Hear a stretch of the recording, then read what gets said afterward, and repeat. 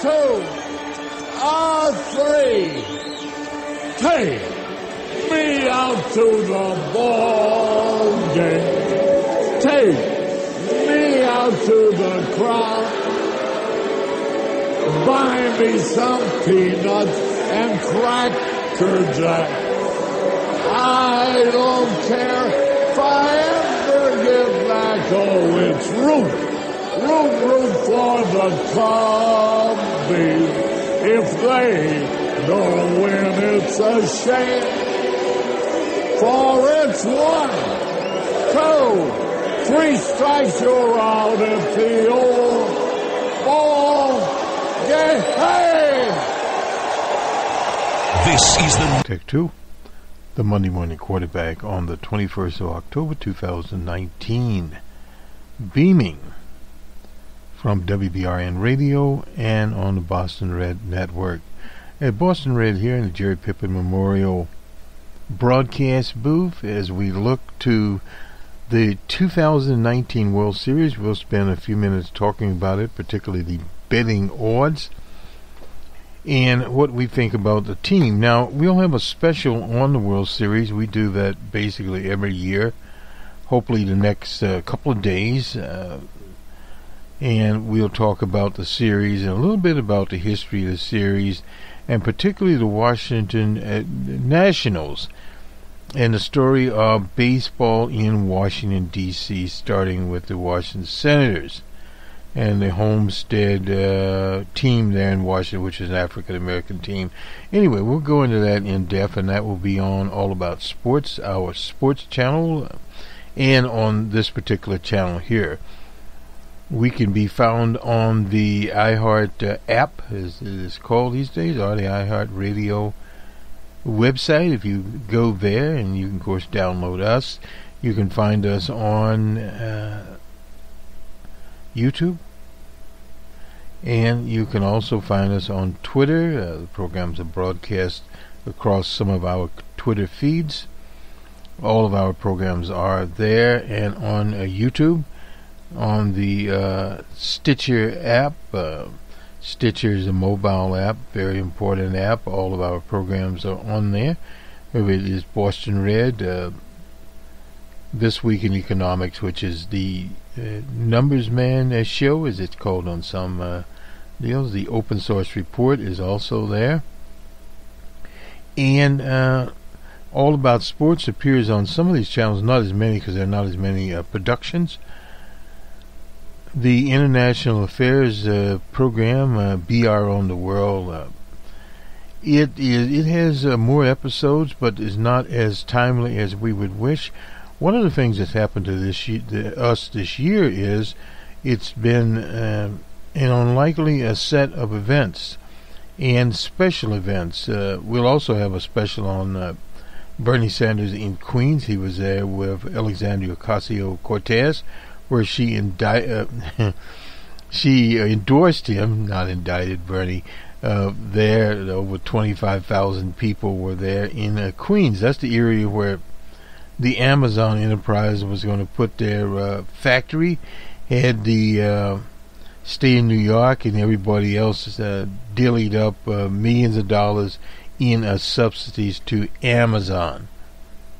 They, of course, took that facility on to Washington, D.C., and I believe parts of it also went to Tennessee.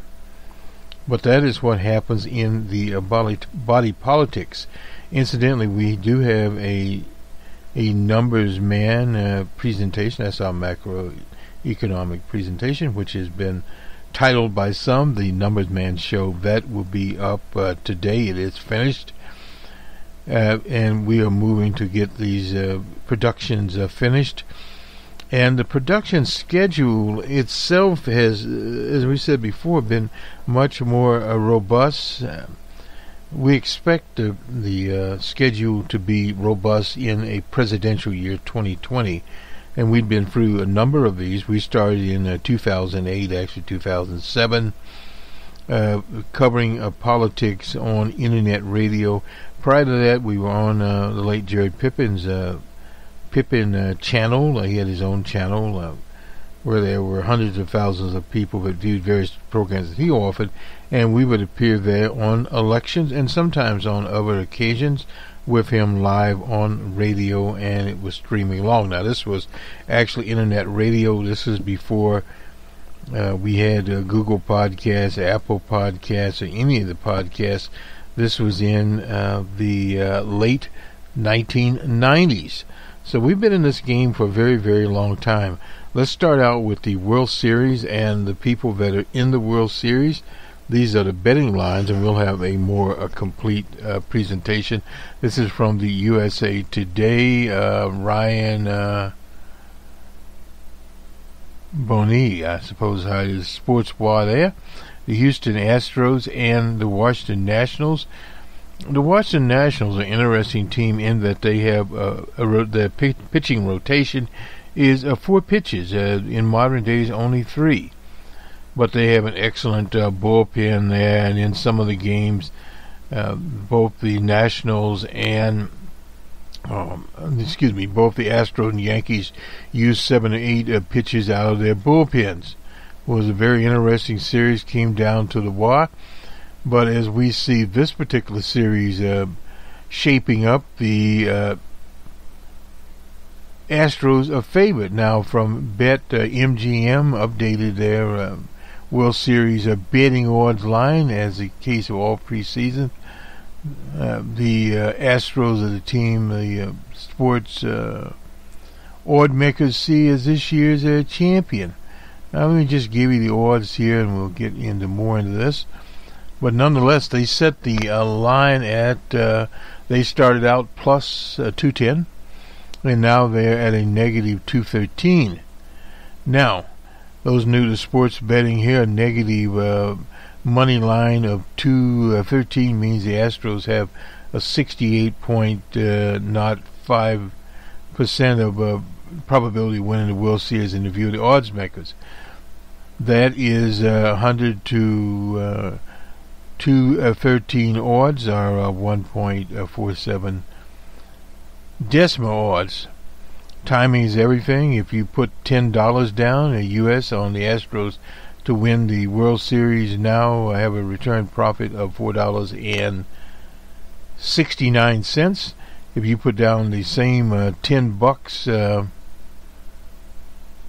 with a return a profit of $21. A victory had been before the start of the postseason. So you need to start thinking of your bets before the postseason, especially if you're doing $10. Anyway, the Nationals entered the postseason is a plus of 1,500 and have seen their odds decreasing significantly along their run. Entering the World Series, they now stand at plus 175. That is again the bet. MGM latest updates, the underdog Nationals have a 36.36% of implied odds of winning with a fractional 7 to 4, and the decimal there is 2.75 to win the series. A $10 wager at the beginning of the postseason would have returned $150 profit with a victory. A $10 wager now, $10 today, would return a profit of $750 with a Houston upset. Now that is the way that the people that sporting line have it.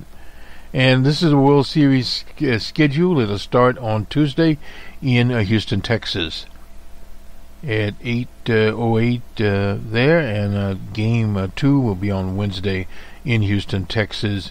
And Game 3 will be on Friday at the Nationals Park in D.C. Game 4 will also be in D.C.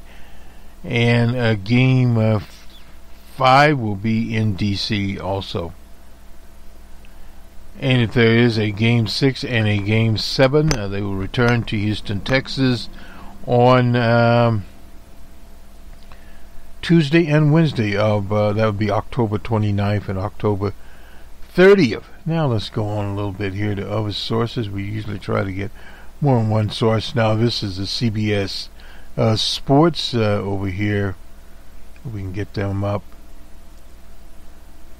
Again, this is going to be, a little bit, Steven Pankovic is will the Astros make it 2 World Series titles in 3 seasons? Well, the World Series is set. Of course, they will face the Washington Nationals. Both teams have highly touted starting pitchers. Both took different October roads to reach the Fall Classic. Washington has come from behind to win the wild card. They were a wild card team, and there have been several wild card teams in the history of the World Series. The Nationals then won the first 2 games of the National League Division Series to upset the top seed Dodgers. The Dodgers were the top seed out of the West after sweeping the NL Central winning Cardinals. We were inclined to favor the Cardinals being a National League person.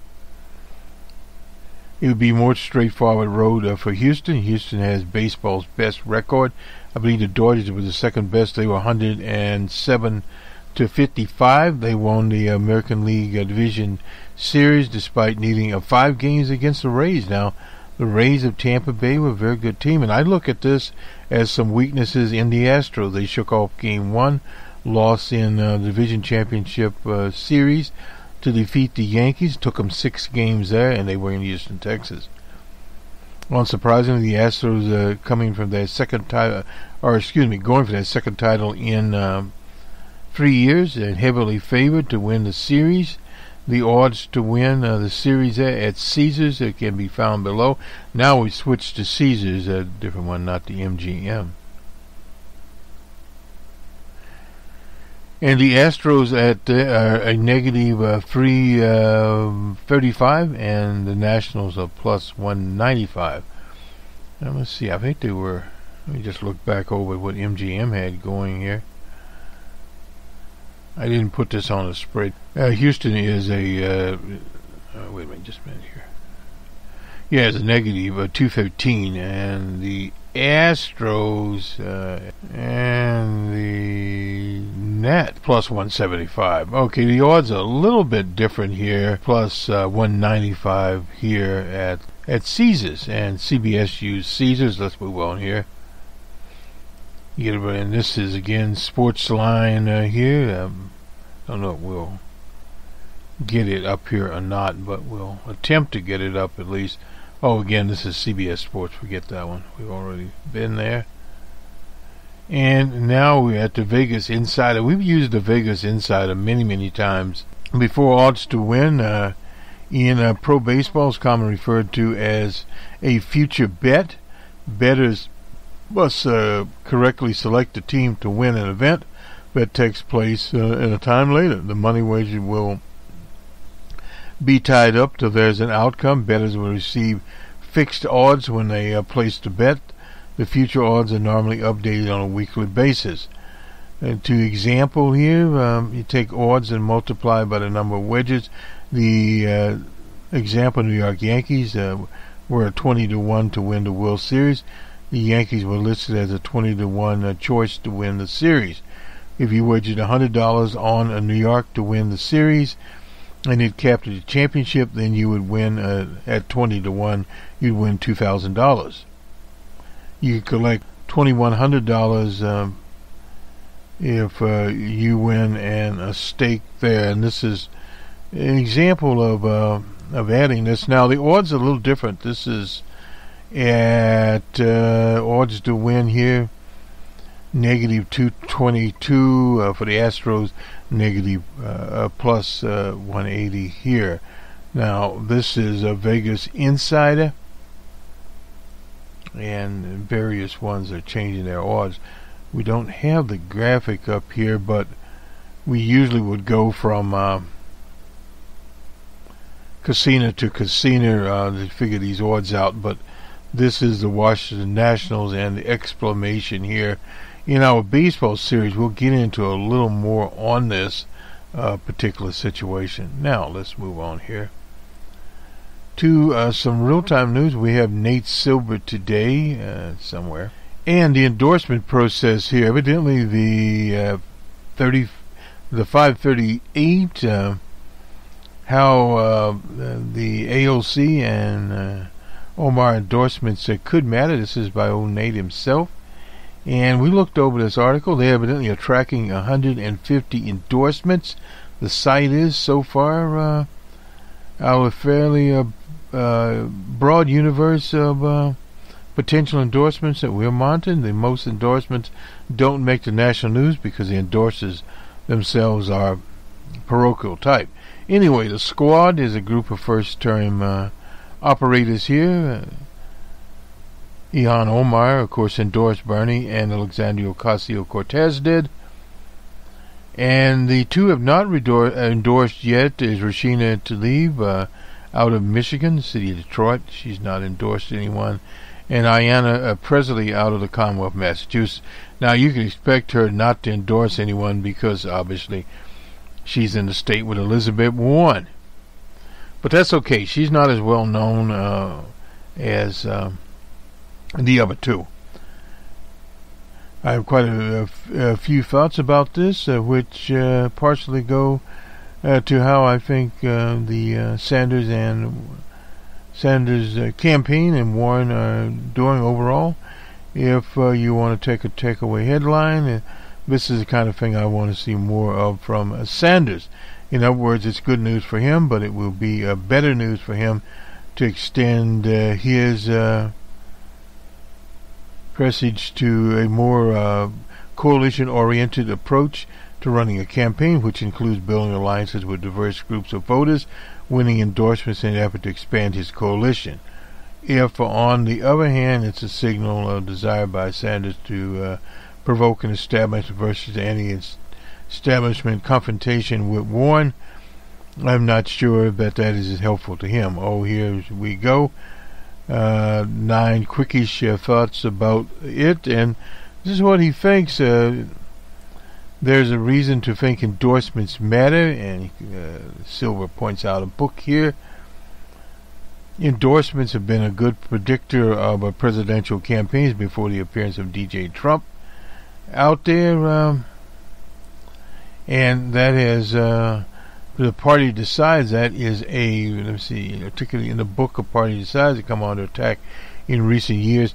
But you've seen elements of this in the French election there. Macron formed his own collection, and he did not run from any of the establishment parties in France. A totally different situation. You've seen several others that do that. They go outside of parties and don't have endorsement from parties, but they do have endorsement from groups of people, period. But this in itself is a little bit different now in France, and the parliamentary setup there is a little bit different than you would have in the U.S. here with a congressional setup, where you would need elements of a party to get your programs passed. Second endorsements matter more when they cross ideological lines, and he gives an example. Nate Silver of Joe Meacham out of West Virginia, if he endorsed Bernie. Well, Bernie did well in the West Virginia primary, and he's a conservative there. And that would add some balance there. 3, the timing was smart for Sanders. It will help to fend off the media's narrative that his chances are fading. We've been working on a program here, and hopefully we'll get this off, about the media's influence on campaigns. And we've heard the rumblings of that from Hillary the Monster Clinton trying to put the infamous Russian tag on Tulsi Gabbard, saying that she could be the hope of a splinter candidate or a third-party candidate perhaps running. Mentioned Jill Stein, whom I voted for, and Jill Stein's talked to her about going green. But her candidate's an interesting candidacy. A lot of characters have endorsed her, some even on the right, including the infamous character out of Louisiana, David Duke. Now, I don't know what David Duke seems to see in Tulsi Gabbard, but she is a progressive candidate, a war veteran, but she does not believe in the endless wars, as DJ Trump would say, so she's a little different. What that basically means is she is separating herself from Wilsonian foreign policy, the racist colonial foreign policy spearheaded by the man that resegregated in apartheid Washington, D.C., former president of Princeton, the only president to have a Ph.D., Woodrow Wilson. Anyway, let's move on here. I've been skeptical about Sanders' chances of winning. This is Nate Silver talking, not I. The nomination which seeks to upend the system is perfectly valid as a theory of change. It is also fairly hard to win a party primary, no doubt about that, because the party stacks the deck against him. And of course in 2016, Hillary the Monster Clinton, and the party completely stacked the deck against Bernie Sanders. One in New York, they had a rule there that since Bernie was not in the had to be a member of the Democratic Party to be in the primary, but he's been on the stage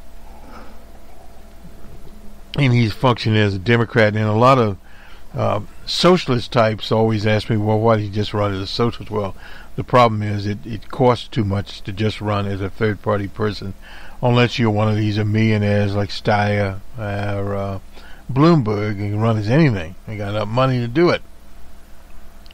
So anyway, this is that, and the squad is a potential general election liability. The squad with negative ratings here nationwide. For Omar, is a negative 17 points. For Tlaib, 16 and 14 for Ocasio-Cortez, and 11 for Presley. Well, Presley's not very well known outside the city of Boston. Here's some of the squaddies and popular swing voters here with Democrats. Ocasio-Cortez is 48, which is good. And Omar is 41, and Tlaib is 38, and Presley 35. But our unfavorables, this is Presley, is only 9, and Ocasio-Cortez, Omar, and his company are 11. With independents, the favorable there is 17. Now, these would be conservative or Republican independents. That's for Ocasio-Cortez. 14 for Omar, 13 for Tlaib, and 13 there. That's the favorables. Unfavorable, 32 for Presley, and 43 for Tlaib. And Omar at 14 and 17 for Ocasio-Cortez.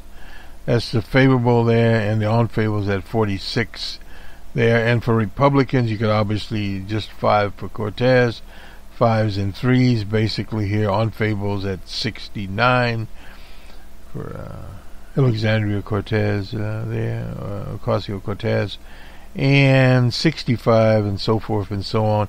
So overall, they put the favorables at 23 for Alexandria, and 19 for Omar. Tlaib at 18 and 17 for Presley. The unfavorables not as bad, 37. But none of these unfavorables here are as high as DJ Trump's, so you can kind of forget that. Warren has some tough decisions about whether to go left or go right. Incidentally, Elizabeth Warren is coming out with her plan for Medicare for all. Warren might be essentially to concede that Sanders is too far to the left, and her step back and let the swing voters associate Cortez and Omar, and not her, for instance. That doesn't necessarily mean giving up on voters who identify themselves as left wing. But a compromise, a choice between Sanders and her left and Joe Biden on her right. This could be risky for various reasons, no doubt about that. 50%. Now, this is where Silver gets confused here. 50% of very liberal voters in the most recent Cognac poll said they prefer Warren. Now, these very liberal voters and liberal voters, what we used to call liberals or moderates, are now very liberal. It's not necessarily progressives. That's where it's separated. Meanwhile, trying to stake a middle ground has been difficult for candidates like Kamala Harris. On the other hand, backed up by a lot of political science research, tends to perceive more moderate candidates as being more electable, and electability perception has been a problem for Warren. Well, The big problem here is, anyway, the lack of endorsements deserves a scrutiny. I wouldn't worry much about the lack of endorsements for Warren. They have her behind Biden, Harris, and Cory Booker. Cory Booker has some. He's better known out there. Other candidates, let me see. At least this means that party elites are leaving their powder kegs and could be open to candidates who made it late. And they mentioned Booker and the mayor of South Bend and Amy Klobuchar. We have a little article, Amy Klobuchar, we'll get to in a minute here. Both Warren and Sanders need to expand their appeal to non-European voters. This is a step in the right direction for Bernie Sanders. But Bernie Sanders always appealed there with when he had the rapper, I forget his name right now. I'm not sure he's with his campaign or not this time around. He did take out some appearances, this particular rapper did, with the National Rifle Association, so who knows. Anyway, this is some of the breakdown here. More diverse than Warren in one sense, and the number of fairly even across different so-called racial groups. He has had the support of 14% of Europeans, 11% of African Americans, 19% of Latinos, and 17% of other voters. That's the YouGov poll there. Another way is Bernie's support is diverse, not especially deep, while Warren's is deep but not especially diverse. Overall, the endorsements could be consistent with coalition building approach, which would be a good plan. Now, Bernie has talked about that, and so has Alexandria, the idea of a movement, and he does call it a movement, and the movement is not confined to the 2020 election. We look at 2024. In fact, we started a model here at Crunch and Analytics for 2024 and then 2028 and so forth and so on. It's not one election. This is not all about DJ Trump. And he goes on to say here that when polling only about 15%, his team may miscalculate, thinking that Sanders' base might have been, say, 20 to 25 with elected rather than 15. It would have been underestimated both Warren and Biden. The problem here is only one of those can come up with a nomination, either Warren or Biden, if they come up with it, but these other candidates are sneaking up on them. But if the critique is that Sanders' base isn't broad enough on its own, getting endorsement from the likes, I like to use the likes. It might be better if against endorsements, but anyway, some endorsements coming here. Let's see. What I sometimes think of as a kind of general version of Sanders, who is trying to broaden the range of Democratic voters to feel at home. Well, so much for Nate Silver here. Let's take a look now at some of the Washington Post's various things here out there. Reuters had a phrase here, "I'm back." That's Bernie, and Bernie is no doubt back, and we'll have a special on Bernie being back here after his heart attack. Incidentally, the school strike in Chicago is still going, and it will be going for probably some time to come. The almost 50,000 GM workers are still out, and they're looking at the tentative contract and see where they go with the tentative contract. Now let's get over here. Now this is a story out of the Post. After weeks of criticism, Warren said she will release a plan to pay for Medicare for all. And this is by some of the usual suspects. David Vingel, I suppose, and Annie. Anyway, this is in Enola, Iowa. Warren said Sunday her campaign will release a plan to pay for the Medicare for all. She backs in the next few weeks. Yeah, that'll be all right. But she continues to deflect questions about whether middle-class taxes would go up. That promise comes after weeks of attacks from others, but that's all they got to do.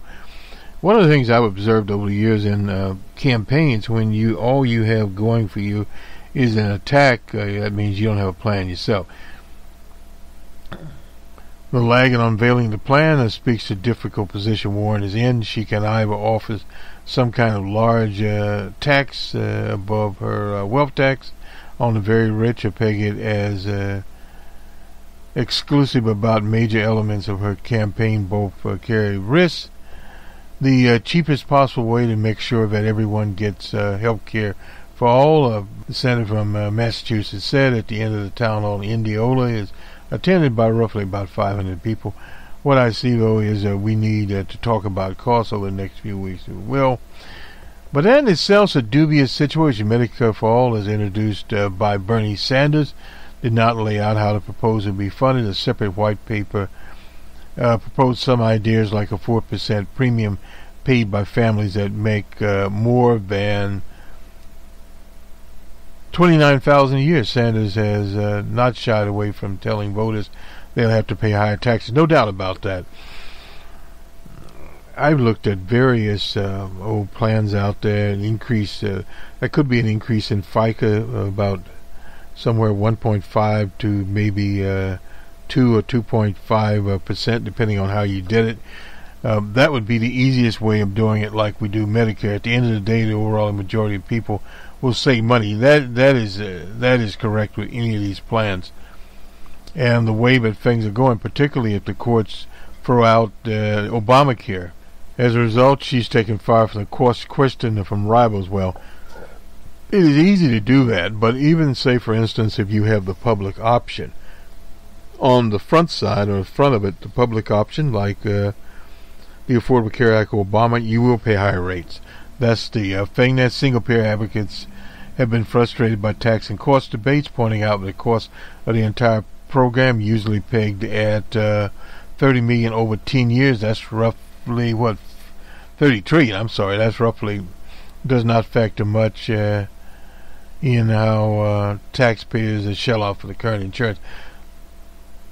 Single-payer taxation debate consistently and frustratingly refuse to differentiate between the literal compulsory tax and virtually compulsory private taxes. Premiums, hospital bills, that's from Timothy Foss. They offer Medicare for all track. Healthcare justice supported a single payer. The reason to advocate for the public option is if you fundamentally believe it's important to keep insurance companies profitable. Well, Warren said that the current estimates of how Medicare for all will cost trillions and trillions of dollars. Added that there are still a lot of potential revenue streams. She's correct about that. Warren using your double negative. This is interesting. I guess this guy's an English teacher now.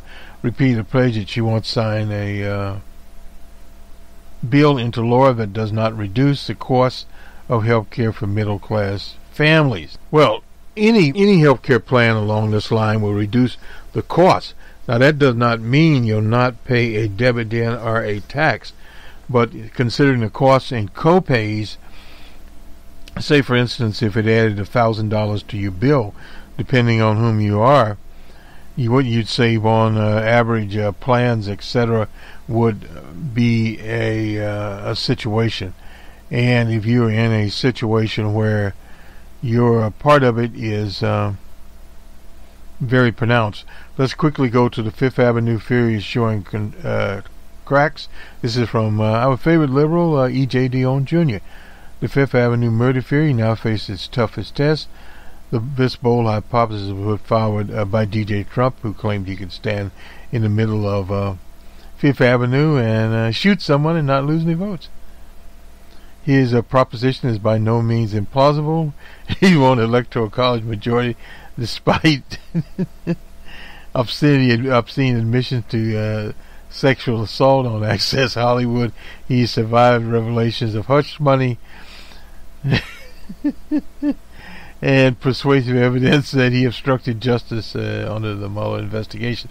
The vast majority of Republican politicians have stuck with DJ through one abuse of power after another. This includes the shocking mistreatment of immigrant children with the moral alternative of Elijah Cummings, his everlasting critic, continuing to call public attention to his death. Trump, of course, is no more mere an academic bystander by his own theorem, put forward under heavy stress. He rallied his loyalists in primaries to purge Republicans who dare speak against him. Most in GOP don't want to suffered the fate of former South Carolina Representative Mark Stanford in the 2018 primary defeat, which was an objective lesson to others to be deserters. Trump has always understood Voltaire's sardonic observation that it is wise to mete out severe punishment to those who fail you and to encourage others.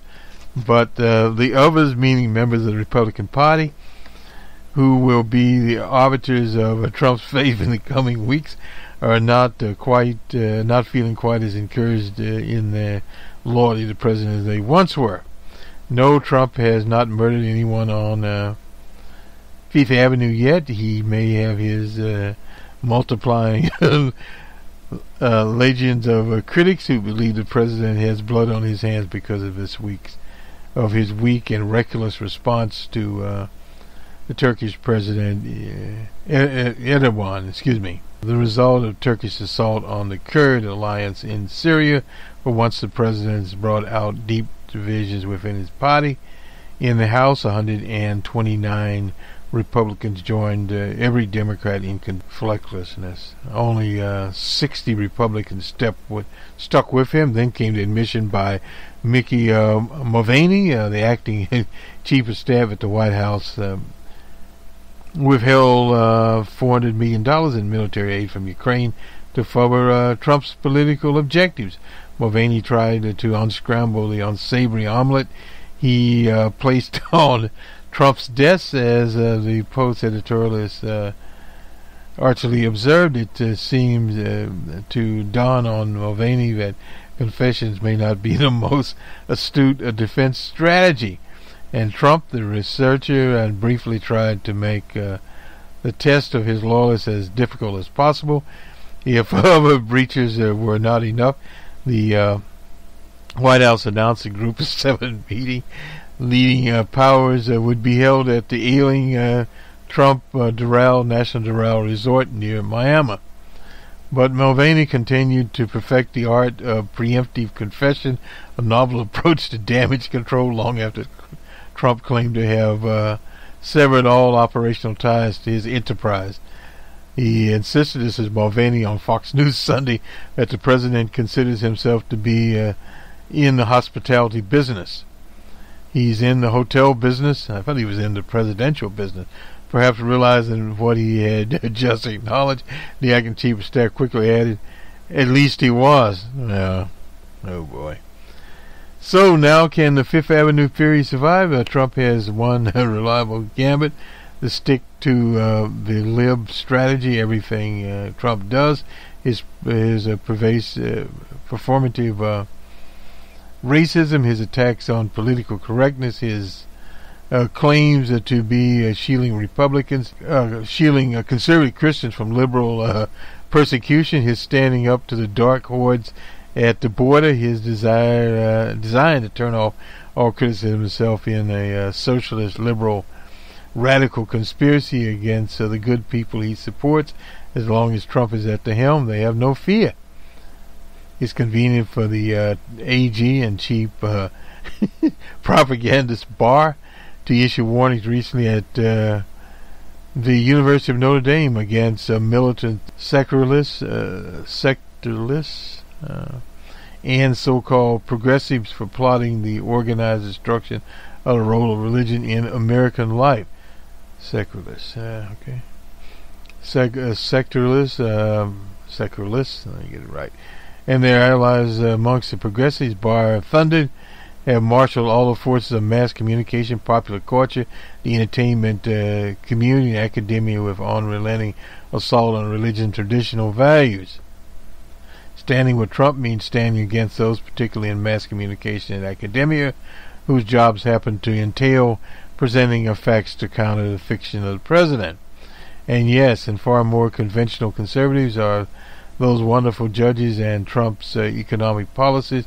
Conservatives don't want to give aid and comfort to the likes of Liz Warren and Alexandria Ocasio-Cortez, do they? My enemies are my enemies, the standard stuff amongst beleaguered politicians, but it can be a dangerous doctrine for those being asked to pledge loyalty. Trump is telling conservatives forget pretty much everything they claim to stand for. Well, they haven't stood for anything in many, many years. The interest of grinding their boots into liberals' faces. It's a lot to ask, but hey, it works so far. Well, EJ is correct about that. But as LBJ used to say, you can't go to the pond too often to drink. And this is a problem with the type of high-stakes campaign DJ Trump has run. When it works beautifully, but when it falls off the rails, the whole train derails behind it, and that's the biggest problem Trump has to guard against. Let me move along here. The trailer, Amy Klobuchar says she's catching on exactly the right time. David Wiega here, I suppose. Anyway, in this edition, Amy Klobuchar's Real Talk Bus Tour, Tulsi Gabbard's battle with Hillary Clinton. Anyway, if the group of 7 nations need a place to meet next year, I'm planning to have a new couch by them, and this is the trailer. Okay. Picture of Amy standing somewhere in start of a bus tour. So Amy now has a bus tour in Cedar Rapids, Iowa. Bernie has 26,000 people. And we've already talked about what's happened with Tulsi Gabbard. She's from Hawaii. And the feud that she's having there with Hillary the Monster Clinton. Anyway, Amy Klobuchar was getting a standing ovation from rural Democrats a half hour west of Des Moines, the capital of Iowa, before sharing a story about a man she met in New Hampshire. He came up to me and whispered, "Don't say anything, but I voted for DJ Trump," she recalled. So I go, "Don't you worry, I won't say anything." And he goes on, "I'm not going to do it again." And the 70 put upon rural Democrats laughed and burst into applause. Klobuchar said, lots of those Trump voters aren't going to change, but there's segments of those, nearly 10% of them who voted for Barack Obama, who then voted for Donald Trump. And there are a bunch of them in this state, and there are a bunch of counties in this state that voted for Obama, then voted for DJ Trump. Klobuchar, who struggles for attention in the Democratic primary, saying this week's debate helped her catch on exactly the right time. Well, you want to catch on as close to the Iowa primary as possible. She leads the field in local endorsements, especially people in the state legislature. She kicked off her bus tour with support of McCurran, a Democratic legislator who voted a Republican one voted his party, and pronounced Amy as the type of Democrat could unite America. A few other candidates still draw large crowds, but Amy is going for a particular kind of caucus score, the loyal Democrat who wants to win back those mysterious Trump voters. In an interview around the event, Klobuchar curious voters tend to list her alongside, the mayor from South Bend, Buttigieg, Senator Booker, and Kamala Harris as candidates who have the longest reach, but because they are not seen as too left there. So, okay, some 71-year-old farmer. Well, those are kind of who has been running TV ads and digital ads in Iowa. Only this month has methodically introduced herself to the state as electable, reliable neighbor whose Republicans have already learned to love. Well, they don't have anybody else to love, I guess. Her stump speech and town hall answers are peppered with references to Lindsey Graham, who picked up my bill with John McCain, and John Lanford, a very conservative senator from Oklahoma, who helped pass her bill without mentioning Sanders' Elizabeth Warren. People don't really want the loudest voice in the room. They want a tough voice in the room. The message is, and these candidates are not at this point dominant in Iowa. Hey, Warren and Sanders continue to get large crowds in the 18 field there.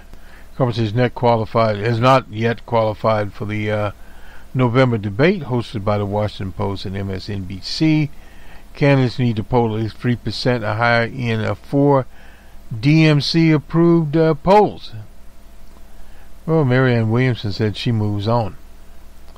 Anyway, Fox and Friends there, a Morning Joe hosted by a former Republican congressman with a rotation of anti-Trump and anti-left-wing panelists.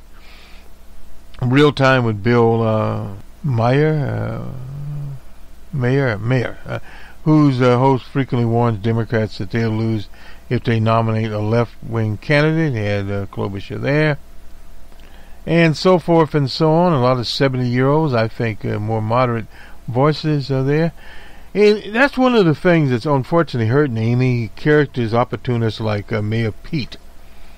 If he were not there, I think she would probably get some of the votes that he is getting. And nobody asked why she won a second term by 35 percentage points, but a third term by only 24. That's a lot. She laughed at the audacity of the question. I've always won by huge margins. Most, I think, of what is important is that I won 42 counties that DJ Trump won. Well, yeah. Again, there was more attention. It was a national election and a little more polarized. There were more candidates, no doubt. I mean, more people that came out because of the situation with DJ Trump, and also with Hillary Clinton probably took some of her totals off. Sanders in particular is focused on registered and working class non-voters. Klobuchar says the people who voted are already for the Democrats in 2018. Well, Bernie's very smart to register voters who are not registered, but he has more working class appeal, which Amy Klobuchar's grandfather was a miner, her father was a reporter, and her mother was a school teacher in the teachers union, so she has her credentials also. And she needs to tell people more about that. And Medicare for All is a cash-in event that she made 2 years ago when she refused to join the mini 2020 contenders, and then fellow Senator Al Franken. Al Franken today has a new show on Sirius and his podcast. She didn't join Medicare for All. She's taking a safe bet there. As for whether the end goal of the public option should be single payer, the eventual replacement of most private insurance with the government. But one, Klobuchar was pragmatic. Can people change their minds over time, she asked. You can always make adjustments. It was a theoretical question, and she's more interested in what she can do with executive power with a Democratic Senate, where you got to get things done. As you look at all the candidates, a lot of them have made promises now, and they are running for president. Klobuchar said in Panoria, look at who the candidate is on the stage, who gets to the Agriculture Committee, who is proud to serve on the Agriculture Committee. She's an Agriculture State, naturally she'd be there. When the speech was over, Klobuchar stayed for photos. Bernie does the same thing. As the campaign invites Peronians to visit her green-wrapped campaign bus. Green-wrapped campaign bus, okay. Well, she's used green, that's right.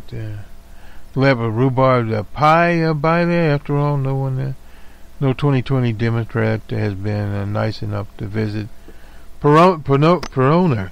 Well, a good idea to visit these out-of-the-way places, because Amy Klobuchar has to cobble together votes from people that have been neglected.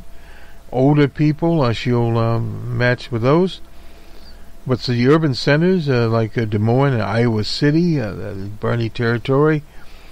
But the farm country out there on a bus tour, those are places that she'll go, and picking up 5, 10, 20 votes here, and all the people around Perona. Anyway, we'll know that the green bus was there and Amy was there. Anyway, this will do it for us, the Monday morning quarterback. We're quarterbacking on. The Numbers Man production is also up, and we busily get ready the World Series special show. And Bernie in Queens, we have to get that one up, where we'll get those speeches, make a little commentary on Bernie in accordance with what Nate Silver has laid down for Bernie. Very interesting. Bernie's registered voters. Amy Klobuchar is basically going after voters who have already voted, Republicans that voted for DJ Trump in 2016 but voted for Barack Obama.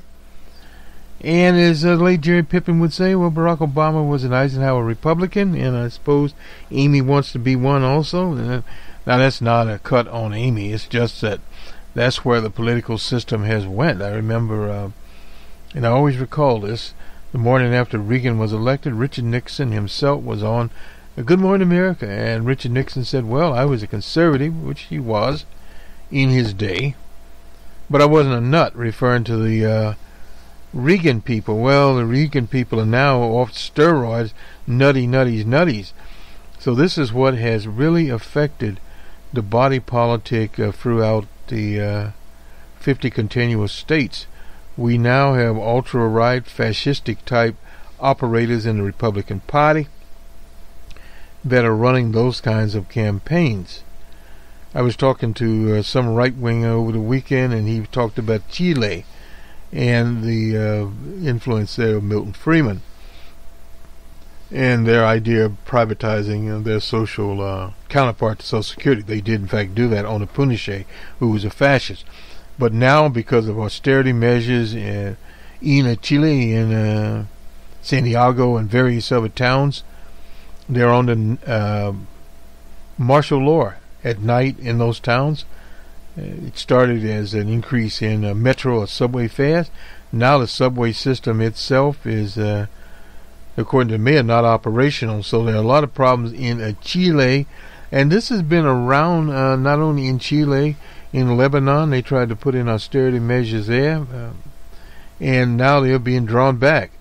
So in many countries that's happened, and I would be regressed here. There was an election held in Peru, and we look at Evo Morales and his election situation there. And the last we heard, he may be forced into runoff. We do not have the latest information on what is going on in the Andes nation. We just have the report that was in, so we'll monitor that situation as to where they are going there with this. I was just looking here very quickly to see if I saw a headline here. No, Boris Johnson, Brexit, nothing happened there. Still takes the headlines. Fortunately or unfortunately for us. But nonetheless, on the next presentation, we'll bring up what has happened in the Andes. Did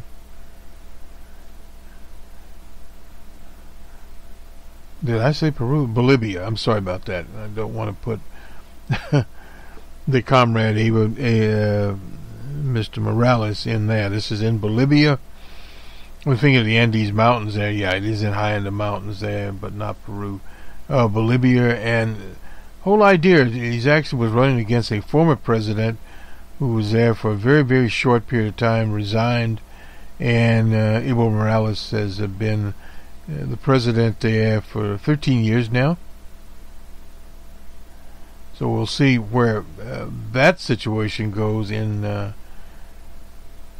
Bolivia. If you remember, Bolivia was a place where none other than Che Guevara was murdered by right-wing forces there. So that's something to remember what went on. So we'll have that. Hopefully we'll get up our BR on the World. Have a good week, everyone. We'll talk to you soon. Good day.